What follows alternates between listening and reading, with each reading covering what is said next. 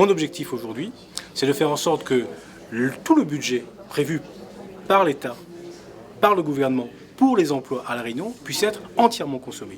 Et dans ce cadre-là, je fais deux propositions. La première, c'est qu'en ce qui concerne le dispositif CAE, CUI, que l'État devienne employeur et finance à 100% le dispositif, avec ensuite une mise à disposition, soit auprès des associations, soit auprès des communes. Et puis ensuite, deuxième volet, deuxième aspect, en ce qui concerne les emplois d'avenir, c'est d'orienter la totalité de ces emplois d'avenir, comme nous l'avons fait à la région depuis maintenant 1 an et demi, vers le secteur marchand, vers les entreprises, pour accompagner les entreprises et faire en sorte que pour un chef d'entreprise, pour une petite entreprise, prendre quelqu'un dans le cadre d'un emploi d'avenir lui coûtera beaucoup moins cher et lui permettra d'avoir pendant 3 ans l'assurance de quelqu'un qui sera formé, qui aura envie d'aller de l'avant, et ça sera pour un jeune réunionnais ou pour une jeune réunionnaise un emploi sûr au final. Les communes aujourd'hui, de manière générale, donc, se retrouvent de plus en plus en difficulté.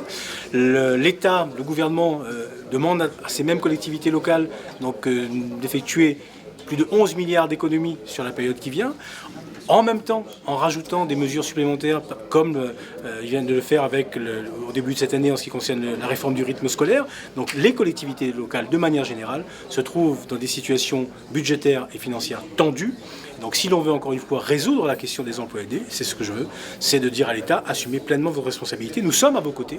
Nous vous accompagnons, mais par contre, financer à 100% ces emplois aidés. L'intérêt des Réunionnais aujourd'hui, l'intérêt général aujourd'hui veut que l'on puisse être présent, acteur public, à la fois sur la question de l'emploi, qui est la question prioritaire, la question essentielle, parce que quand on ne travaille pas, effectivement, derrière tout ça, il y a tellement d'enjeux. Le deuxième, c'est bien évidemment aujourd'hui la question aussi de la continuité territoriale, et on ne doit pas opposer l'un sujet par rapport à l'autre. Donc nous avons un certain nombre de compétences à assumer, donc je veux que nous puissions assumer pleinement toutes nos compétences, et encore une fois, ne pas opposer ni les Réunionnais entre eux, ni un sujet par rapport à un autre, ça n'a aucun sens. Cela fait des années que le secteur marchand réclame une diminution des charges sociales, et notamment pour les très petites entreprises.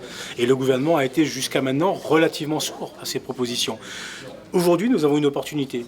L'opportunité, c'est effectivement le dispositif des emplois d'avenir qui a été proposé par ce gouvernement, à condition, encore une fois, que ces emplois d'avenir ne soient pas réorientés pour venir gonfler encore les effectifs dans les collectivités locales, mais soient essentiellement orientés vers le secteur privé. Nous avons fait la démonstration à la région qu'en l'espace d'1 an, nous avons été capables, donc à la demande des entreprises, en accompagnant les entreprises, de faire en sorte qu'il y ait presque 750 jeunes qui soient embauchés dans les entreprises sur des contrats de 3 ans aujourd'hui.